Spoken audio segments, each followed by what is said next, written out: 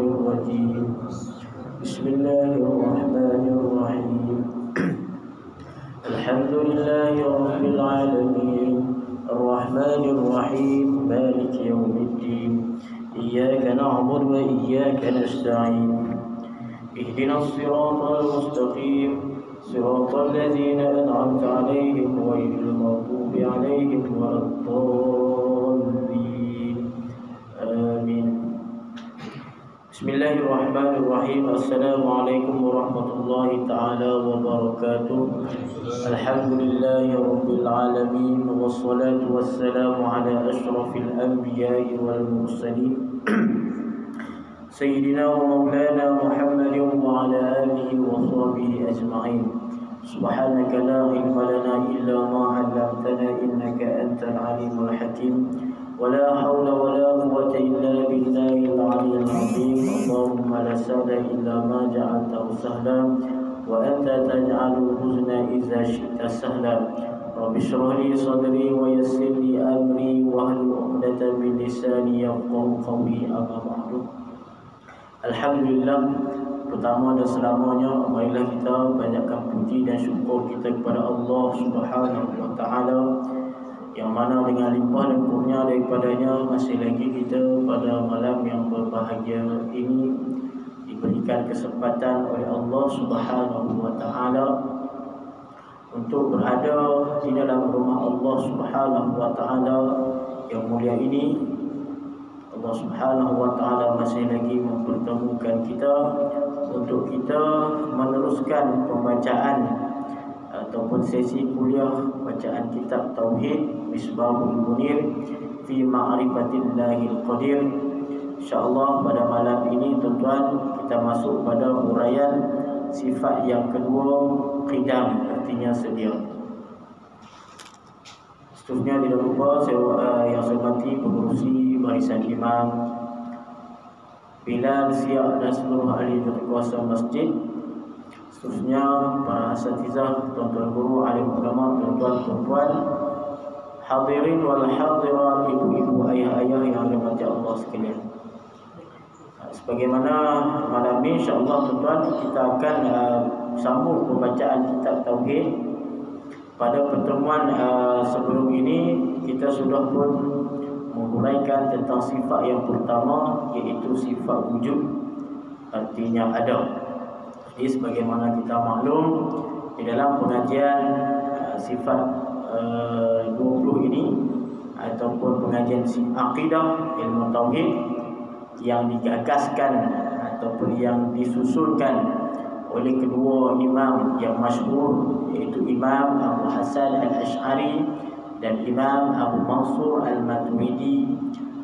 Itu dua imam yang mengasaskan ataupun yang meletakkan disiplin pengajian ilmu akidah, ilmu tauhid ataupun dikenal juga dengan ilmu usuluddin. Jadi kalau orang tanya kita tuan-tuan, ilmu akidah ataupun ilmu tauhid ini dia banyak nama. Kalau kita biasa dengar ilmu akidah, itu yang biasa dengar. Ilmu tauhid sama juga. Juga dikenal ataupun disebut oleh ulama dengan ilmu usuluddin. Ilmu akidah, ilmu tauhid, ilmu usuluddin, ilmu aqaid, ilmu kalam. Itu adalah ilmu yang sama lah, ilmu yang sama. Ilmu akidah, ilmu tauhid, ilmu kalam ni itu ilmu sama, itu ilmu tauhid, iaitu mempunyai banyak nama. Jadi musamma hanya satu tapi nama hanya banyak. Musamma ni diri dia lah yang dinamakan, musamma ni yang dinamakan. Adapun ismun itu nama. Jadi kaedah orang Arab kata banyaknya nama ni kasratul asma tadullu ala syarfil musamma. Itu salah. Kasratul asma tadullu ala syarfil musamma. Banyak nama itu menunjukkan musamma ataupun perkara yang dinamakan itu mulia. Kasratul asma tadullu ala syarfil musamma. Jadi ilmu tauhid ini ilmu yang mempunyai banyak nama. Ilmu tauhid, ilmu akidah, ilmu aqaid, ilmu kalam, ilmu usuluddin. Kan banyak nama.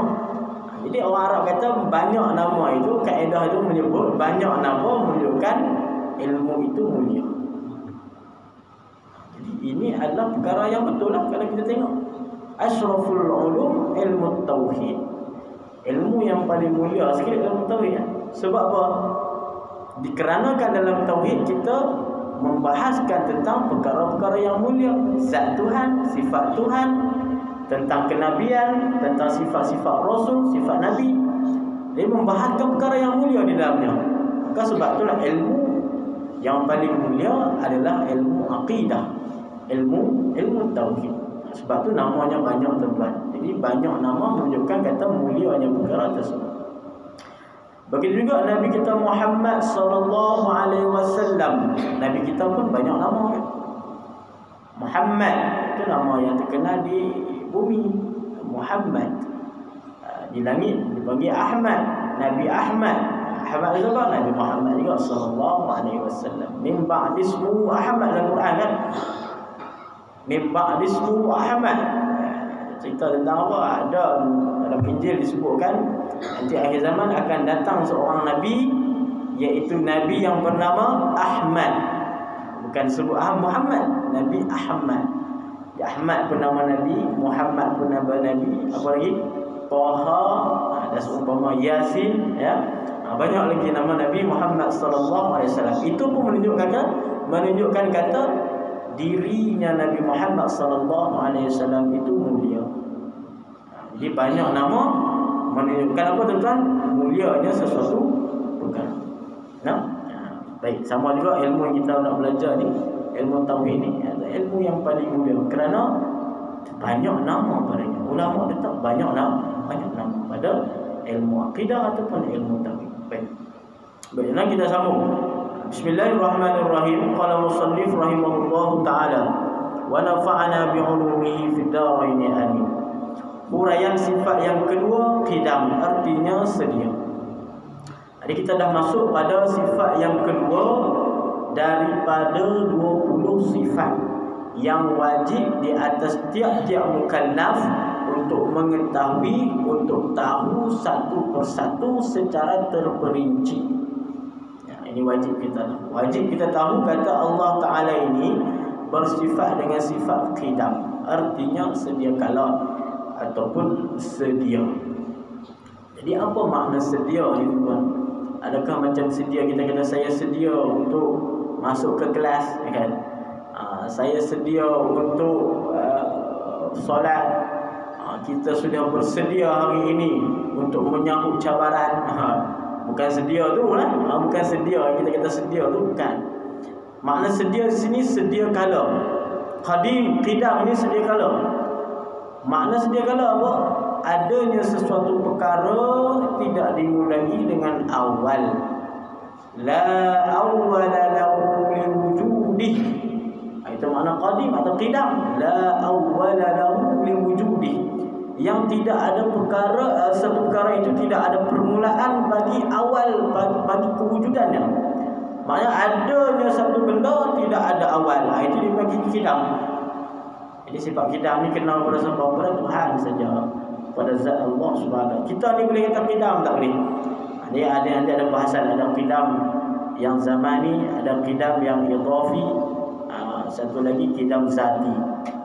Adapun qidam kita nak baca ni qidam zati, yang tidak lain dan tidak bukan, hanya qidam ini kenanya betulnya kepada Allah Subhanahu wa taala. Itu dipanggil qidam zati. Kita boleh dipanggil qidam juga, tapi kita ini boleh dipanggil qidam zamani ataupun qidam idhafi.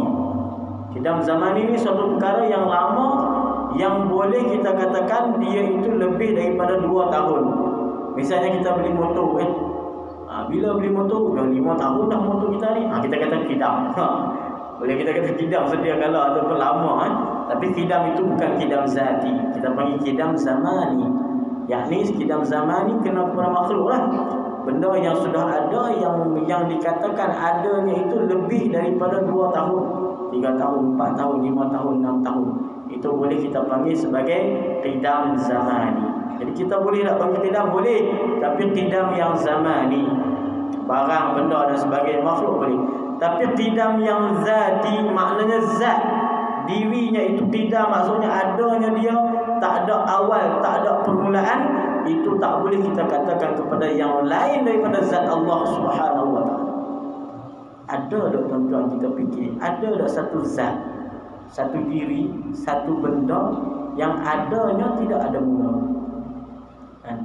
Adanya itu tak ada permulaan, tiada permulaan baginya. Ada tak satu perkara tu? Tak ada. Melainkan semua zat Allah Subhanahu wa taala dan sifat-sifat Allah Subhanahu wa taala. Adapun kita makhluk semua bukan qidam. Kita baharu, lawan qidam apa? Baharu. Lawan sedia kala baharu. Hadis baharu. Kita ni baharu. Mana baharu apa? Ada awal, ada akhir. Tuhan qidam, tak ada awal, tak ada akhir. Itu beza dia. Jadi semua kita ada baharu. Kita ni ada baharu. Ada permulaan. Dulu kita ada, tak ada.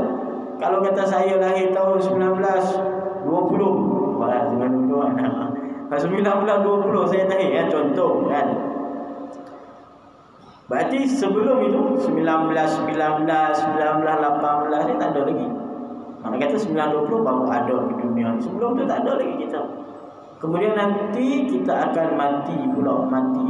Ada awal, ada perakhiran kita mati. Maka kita tidak dipanggil qidam, kita tidak dipanggil sedia kala yang zati. Diri kita ini tak ada. Allah Ta'ala bukan macam tu. Allah Ta'ala bukan ada awal bagi permulaan zatnya dan sifat Allah, dan akhirnya pun tak ada akhir.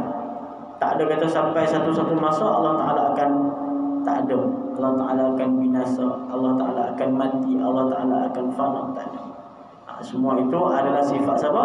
Sifat yang baharu, iaitu sifat makhluk. Nampak tak? Baik. Ini kita nak bahas, kita nak bincang malam ni tentang sifat qidam. Baik, sebagaimana yang kita dah tahu, daripada 20 sifat ni tuan-tuan dibahagi menjadi 4 kan. Yang pertama sifat nafsiyah, yang kedua salbiyah, yang ketiga ma'ani, yang keempat ma'nawiyah. 20 tu kita bahagikan dia menjadi 4 pula.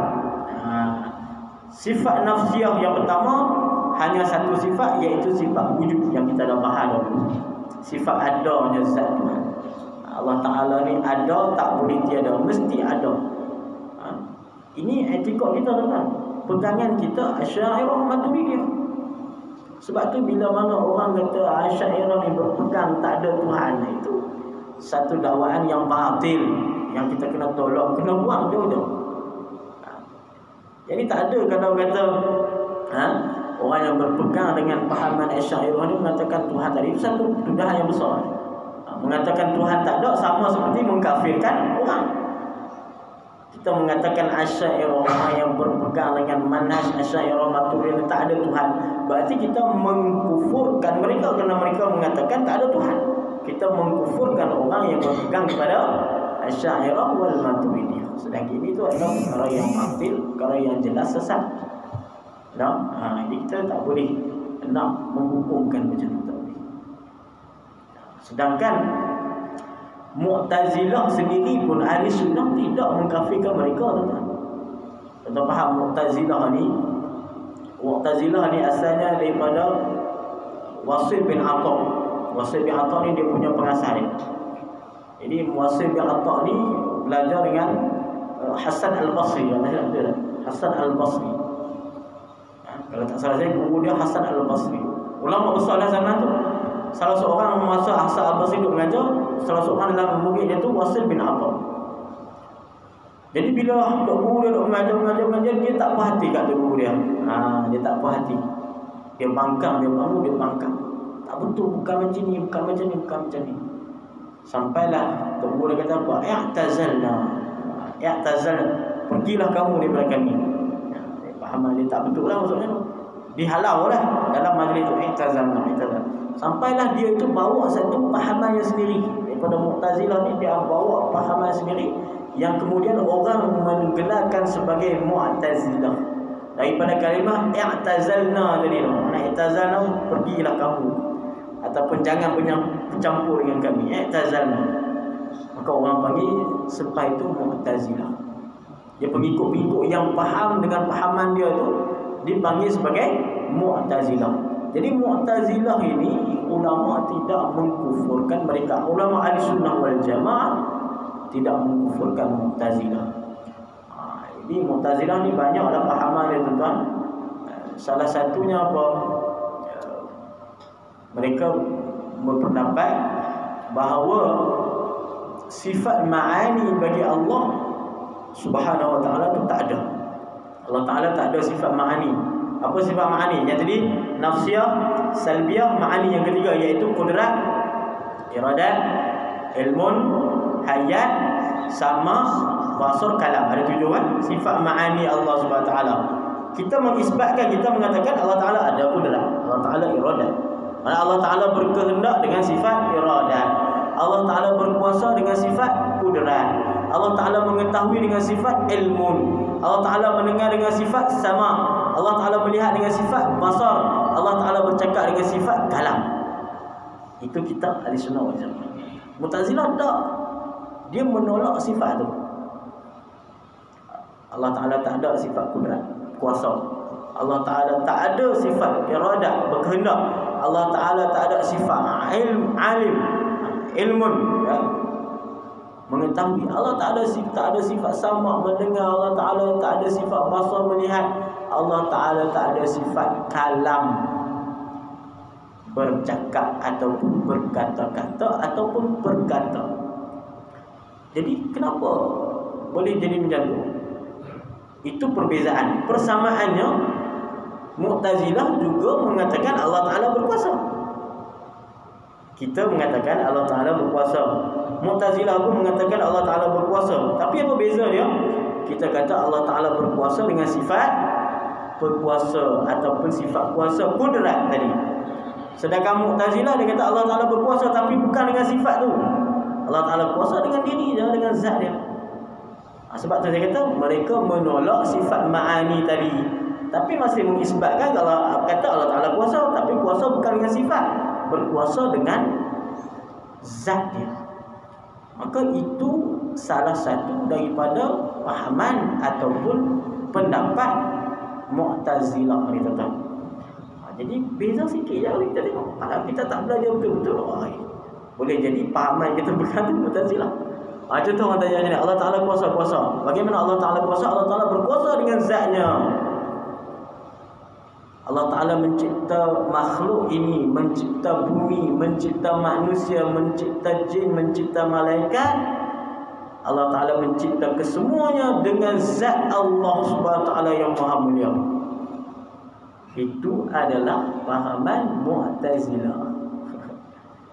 Kita nampak sekali, macam betul Allah Ta'ala menciptakan manusia dengan zat dia. Allah Ta'ala menciptakan makhluk dengan zat dia. Kan kita nampak apa?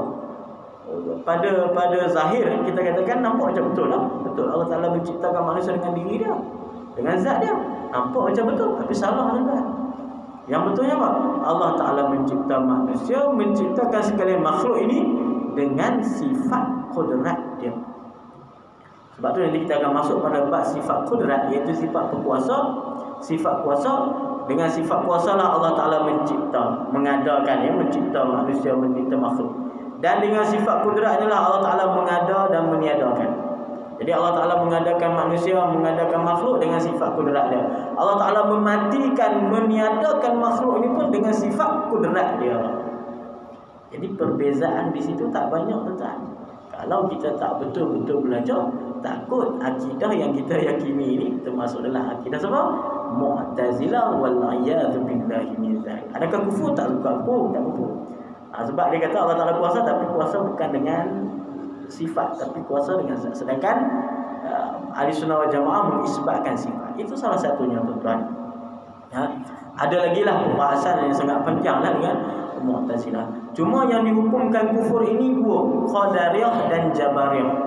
Ini kita kena faham juga ataupun kita kena ambil tahu juga sebagai pahaman umum kita, perpecahan umat Islam, ya.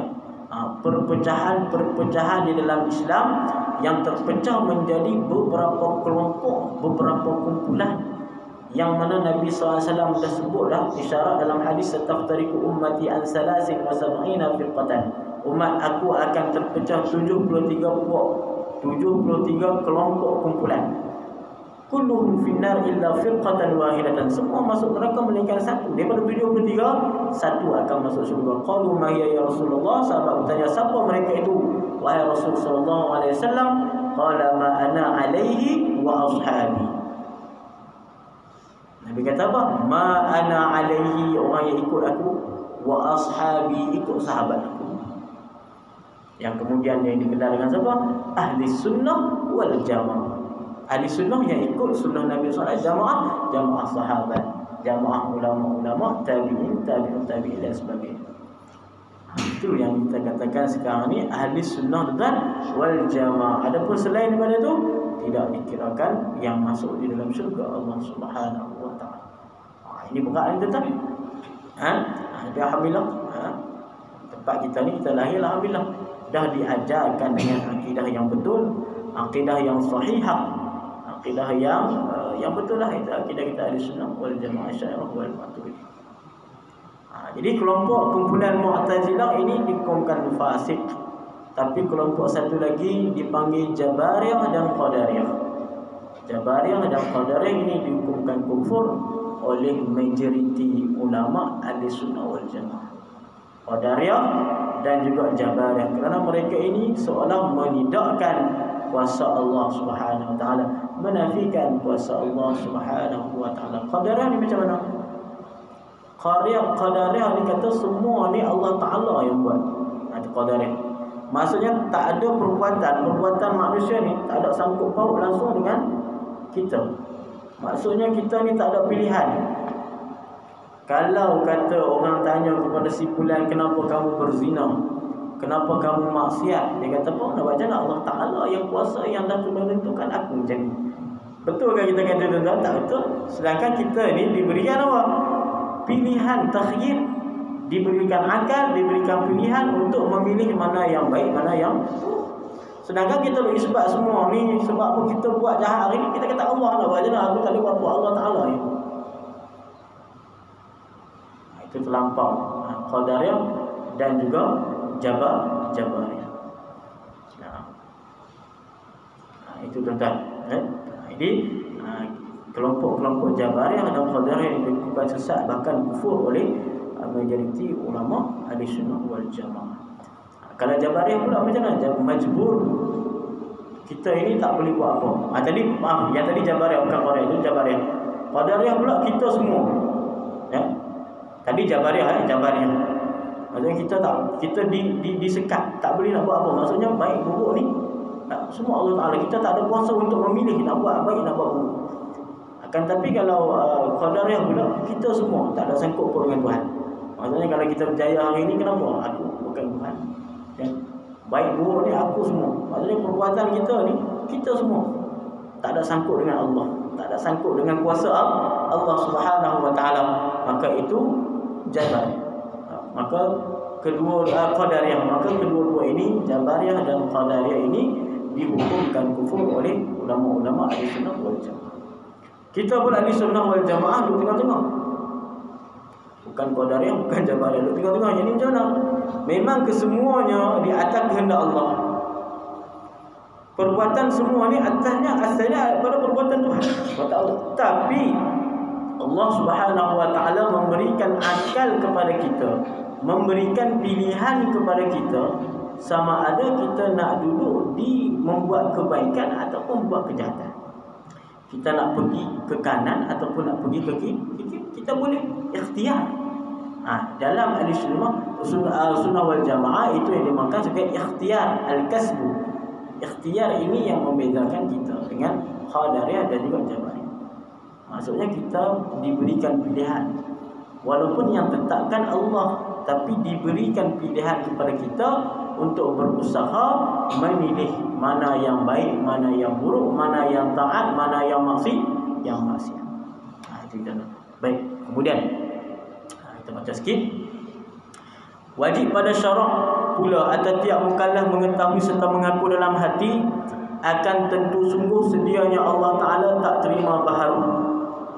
Jadi wajib kita ikut. Kata Allah Ta'ala mesti mempunyai sifat apa? Qidah. Tak boleh Allah Ta'ala mempunyai sifat baharu. Baharu itu kita makhluk. Qadim itu Allah Subhanahu wa taala. Jadi Qadim ini kena kepada zat Allah Subhanahu wa taala dan juga sifat-sifat Allah Subhanahu wa taala. Jadi sifat Allah taala ini pun Qadim, bukan baharu. Maksudnya adanya zat Allah taala adalah sifat. Contoh.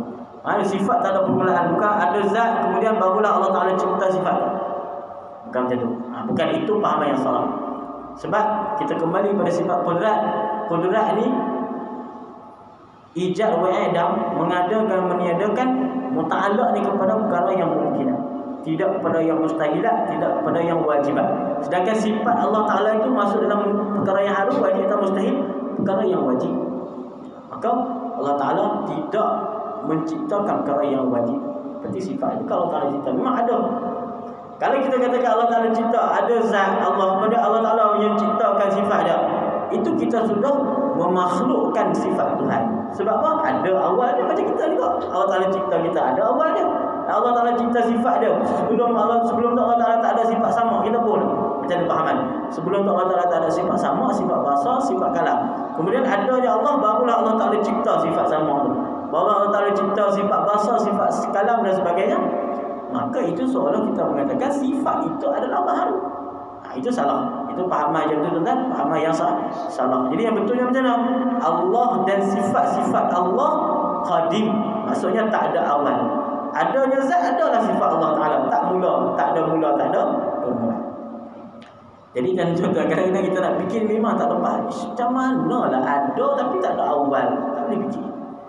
Itulah Allah taala bagi akal kita ni terbatas. Tak semua benda yang kita boleh fikir dengan akal kita. Akal kita cerdik, pandai tu mana sekalipun tahap A++ kan, paling genius tu kita tak fikir. Tidak. Sebab itu semua Allah taala dah batasi dah akal kita macam tu. Kita katakan bagaimana ada Allah tapi tak ada permulaan. Sebab kita duk banding dengan makhluk. Kita duk banding benda yang ada ni mesti ada awal. Itu makhluk. Bila kita duk banding dengan makhluk, memang kita tak akan sampai. Kita tak boleh banding dengan makhluk. Maka itulah permulaan ataupun sifat qadim, sifat qidam Allah Subhanahu wa taala. Baik. Firman Allah Subhanahu wa taala huwal awwal, artinya ya Allah taala yang awal, yakni ada sebelum daripada makhluk ini. Dalam Al-Quran Allah Subhanahu wa taala mengatakan huwal awwal wal akhir wal zahir wal batin. Wal awwal dia yang awal, wal zahir dia yang zahir. Wal awwal wal akhir dia yang awal, dia yang akhir. Wal zahir wal batin dia yang zahir, dia yang batin. Apa makna wal awwal wal akhir? Dia yang awal, dia yang akhir. Adanya wal awal maksudnya dinisbahkan Allah dengan makhluk Allah yang awal. Kan makna wal awal itu dia yang awal, maksudnya ada awal bagi Allah.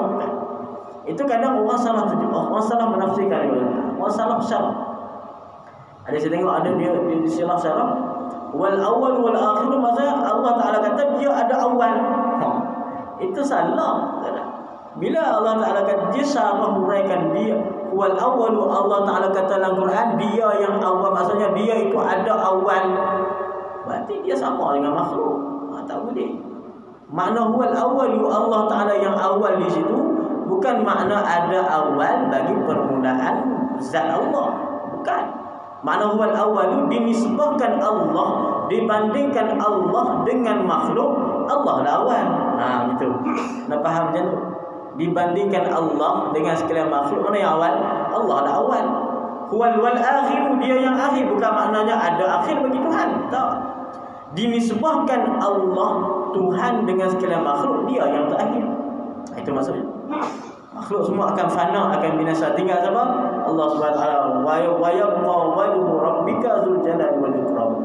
Kekallah wajah zat Allah, zat Tuhan kamu, dzul jalali wal ikram. Itu. Jadi ayat-ayat Quran itu tuan, bukan yang kita boleh sembarangan kita menafsirkan, tak boleh. Kan? Jadi dengan ayat Quran juga boleh tak orang sesat boleh. Tu kata sesat walaupun baca Quran aja sebab tu.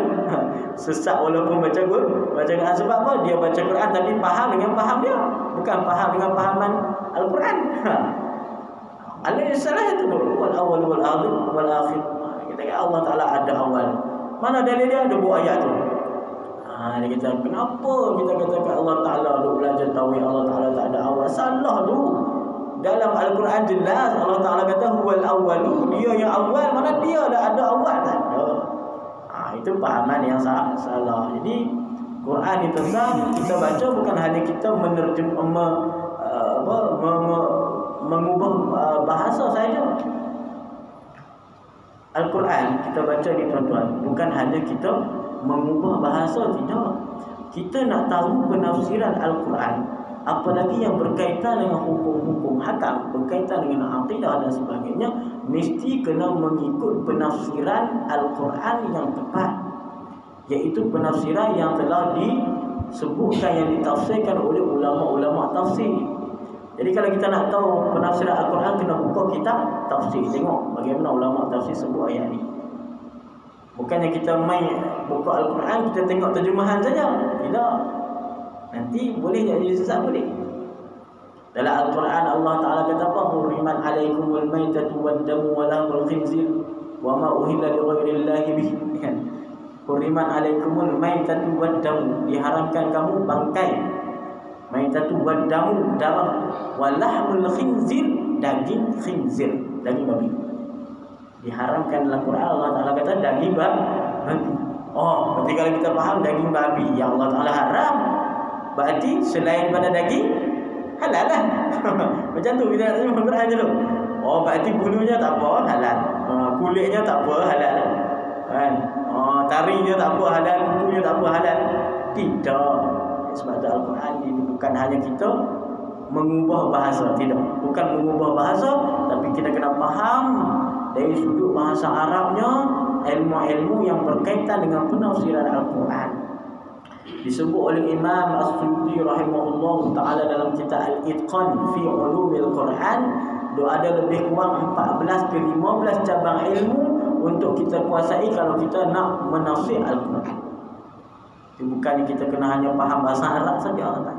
15 cabang ilmu lebih kurang. Ilmu nahwu, ilmu saraf, ilmu balaghah. Balaghah ada 3. Badi', bayan, ma'ani, 5. Ilmu istiqaq, ilmu mantiq, ilmu usul fiqh, ilmu usul hadis, usul tafsir, nasakh mansukh. Banyak lagi ilmu yang kena belajar. Ilmu arud dan sebagainya. Ilmu tajwid, ilmu qiraat, ilmu fiqh, ilmu akidah. Itu masuk sekali semua tu. Barulah boleh kita menafsirkan Al-Quran. Macam tadi berkaitan dengan ilmu bayan, ilmu balaghah. Dia kata apa? Dalam ilmu balaghah dia kata sebut min itlaqil juz'i wa iradatil kulli. Sebut satu nak semua. Itlaqil juz'i wa iradatil kulli. Sebut satu nak semua. Maksudnya apa? Sebut yang diharamkan adalah daging babi, tapi maksudnya semua bahagian babi itu haram. Itu tuan-tuan. Jadi Al-Quran, sebab tu dalam hadis Nabi kata man fassara ayat Al-Quran bi ru'yatihi falyatabawwa maq'adahu minan nar wa la'iyadzu billah. Barang siapa yang menafsir Al-Quran bi ru'yatihi dengan pahaman dia sendiri, bi ru'yatihi dengan penafsiran dia sendiri, falyatabawwa maq'adahu minan nar, maka dia telah menempah satu tempatnya di dalam neraka wa la'iyadzu billah min dzalik. Betul bab ayat Al-Quran ni dan kita buat main tuan-tuan. Jadi kalau kita nak tahu tentang hukum yang sebenar, kena rujuk tafsir-tafsir yang mu'tabar. Tafsir Ibn Katsir, tafsir apa lagi, Jalalain, Syafsawi, tafsir Al-Baghawi, tafsir banyak lagi tafsir Al-Wasi, Syekh Tantawi, tafsir Asy-Sya'rawi, Syekh Mutawalli Asy-Sya'rawi. Ada tafsir-tafsir yang Qurtubi dan sebagainya. Baik, kemudian dan lawan bagi baharu yang tentu tidak sekali-kali bagi Allah, dan pengakuan dalam hati dengan tentu semua Tuhan sedia, itulah dinamai wajib pada akal, dan pengakuan dalam hati dengan tentu tidak baharu itu dinamakan mustahil pada akal. Jadi kita katakan Allah Ta'ala wajib sedia, Allah Ta'ala wajib bersifat sedia, bersifat qidam, itulah pengakuan kita kata wajib pada akal. Kita lepas dah hukum akal. Jadi wajib pada akal kita yang menentukan bahawa Allah Subhanahu wa taala wajib bersifat sedia. Mustahil Allah taala bersifat baharu. Bila kita katakan itu wajib apa? Wajib pada hukum akal. Mustahil itu apa? Mustahil pada hukum akal. Tak boleh terima. Mustahil merupakan tak boleh terima kata Allah taala itu baharu, tak boleh. Ma la yatasawwaru fil aqli wujudu. Satu yang tak boleh terima dalam akal akan ada. Tak boleh terima dalam akal kata adanya Allah, kata hadis ataupun baharunya Allah Subhanahu wa taala. Yang boleh kata apa? Wajib, makna kata mesti Allah taala itu bersifat qidam. Tak boleh Allah taala itu bersifat baharu.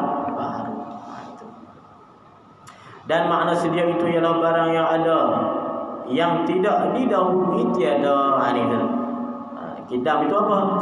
Makna qidam itu, sedia itu barang yang ada, yang tidak didahului tiada, atau dikatakan barang yang ada yang tidak ada permulaan bagi adanya. Itulah qidam. Jadi kesimpulan kita nak faham mudah je. Qidam ini perkara yang ada tapi tak ada mula, tak ada awal baginya. Itulah sifat qidam. Dan sifat qidam ini hanya pada siapa tuan-tuan? Pada Allah Subhanahu wa taala, dan sekalian sifat-sifat Allah Subhanahu wa taala. Semua itu adalah qidam. Adapun selain daripada itu, manusia, jin, malaikat, bumi, sekalian makhluk ini kesemuanya baharu. Mana kata adanya tak ada permulaan. Adanya itu ada permulaan. Sedangkan zat Allah dan sifat Allah adanya itu tidak ada permulaan. Ya, tidak ada permulaan itulah yang kita katakan sebagai qidam. Maka sedia inilah dikatakan sedia yang zati, yakni sedia yang bangsa zatnya, dan keluar dengan sedia zati itu sedia zamani, artinya dengan panjang dan lama masa. Maka sedia ini tidak dikehendaki pada bicaraan ini. Jadi kita dah sebutlah pada awal tadi, sedia ataupun qidam yang disebutkan di sini adalah qidam zati yang kita nak bahas. Qidamnya, sedianya Allah, sedianya sifat Allah Subhanahu wa taala ini dipanggil qidam yang zati. Ini istilah ya tuan-tuan, qidam zati. Adapun satu lagi dipanggil qidam zamani. Ini kena kepada sesuatu benda, sesuatu perkara yang lama masanya. Yakni kalau kita ada sesuatu perkara itu, masa ataupun benda itu sudah melebihi had umur 2 tahun dan ke atas, boleh kita panggil qidam sedia. Tapi qidam apa? Qidam zamani dia panggil. Contoh kita bagi contoh tadi lah. Kita beli motor ke, kita beli kereta ke, kita beli rumah ke. Rumah kita itu dah 2 tahun ke atas, boleh kita panggil rumah, motor, kereta kita ini qidam ataupun sedia. Tapi bukan qidam yang zati, qidam zamani, qidam dari sudut masa. Adapun qidam zati tak ada lain melainkan Allah Subhanahu wa taala dan juga sifat-sifat Allah Subhanahu wa taala. Boleh faham tak? Insya-Allah. Artinya dengan panjang masa dan lama. Maka sedia ini tidak dikehendaki pada bicara ini. Dan dalil atas qidam Allah Ta'ala dan tak baru itu ialah kita fikir jikalau Tuhan tidak tentu sedianya. Apa dalilnya? Kalau kita katakan Tuhan ini bukan qidam, maksudnya ada awal bagi zat Tuhan, nescaya kita tentu ia baharu. Kalau kita kata Allah Ta'ala tak ada awal, berarti Allah Ta'ala baharu. Kita katakan tak, Allah Ta'ala ni ada awalnya, Allah Ta'ala tak qidam, maksudnya Allah Ta'ala itu ada awal bagi zatnya. Maka kita telah mengisbatkan Allah Ta'ala itu baharu. Kita telah mengisbatkan Allah Ta'ala itu baharu. Dan makna baru itu barang yang ada di permulaan bagi ada. Dan jikalau Tuhan kita baharu, tentu ada yang membaharu dan yang menjadikan dia Tuhan itu pun kena baru juga. tidak boleh dikatakan yang menjadi itu sedia, kerana yang menjadi itu pun dikatakan Tuhan. Maka yang menjadi itu pun Tuhan juga sama-sama baharu, sama-sama berkehendak kepada apa yang menjadikan dia. Maka jika yang menjadi akan Tuhan yang kedua itu kenal kepada Tuhan yang ia telah menjadi itu, maka dinamakan dia daur, artinya yang berkeliling atau bergilir buat, maka iaitu batil, kerana kedua Tuhan umpamanya itu berhimpun dua perkara pada yang berlawanan, iaitu tiap-tiap satu itu berhimpun ada nisbah. Ini pembahasan dia nak masuk cerita tentang daur wa tasalsul dalam sifat qidam. Kalau ini daur wa tasalsul ni kita sebut siap-siap tuan-tuan, kedua-duanya ini adalah mustahil bagi Allah Subhanahu wa taala. Contoh daur itu dia berpusingan. Kalau kita katakan Allah Taala itu baharu, mesti ada yang mencipta dia, betul? Kita baharu, ada yang menciptakan Tuhan Allah Taala. Kalau kita katakan Allah Taala baharu, mesti ada yang menciptakan Allah. Kemudian yang menciptakan itu ada pula yang mencipta, ada yang menciptakan. Itu akan terjadinya daur wa tasalsul, istilah dalam ilmu tauhid. Ad-daur wa tasalsul. Dan daur dan tasalsul ini keduanya adalah mustahil bagi Allah Subhanahu wa taala. Contoh yang kita nak bagi nampak mudah, daur ini pusingan. Contoh Tuhan A, Tuhan B, Tuhan C. Contoh lebih kurang macam tu. Kita bagi nampak daur. Tuhan A menciptakan Tuhan B. Tuhan B menciptakan Tuhan C, Tuhan C diciptakan pula oleh Tuhan A. Dia berpusing. Pusingan itu dia panggil rantaian atau pusingan, saling mencipta tapi dia pusing. Itu dia panggil daur. Satu lagi tasalsul. Tasalsul macam kita. Kita dilahirkan oleh siapa? Mak kita. Mak kita dilahirkan oleh mak pada mak kita. Mak pada mak kita dilahirkan oleh tak ada kesudahan itu. Panjang itu. Itu dia panggil tasalsul. Jadi Tuhan bukan macam tu. Allah Ta'ala bukan daur, bukan tasalsul. Maksudnya Allah Ta'ala bukan diciptakan, kemudian ada yang menciptakan dia, diciptakan dia, Allah Ta'ala pula cipta. Jadi pusing macam tu. Mustahil. Itu panggil daur. Allah Ta'ala diciptakan oleh Tuhan ni, Tuhan ni diciptakan sampai tak ada penghujung. Itu dia panggil tasalsul. Tasalsul ni berantai-rantai, bersambung-sambung, berantai-rantai, bersambung-sambung pada mencipta.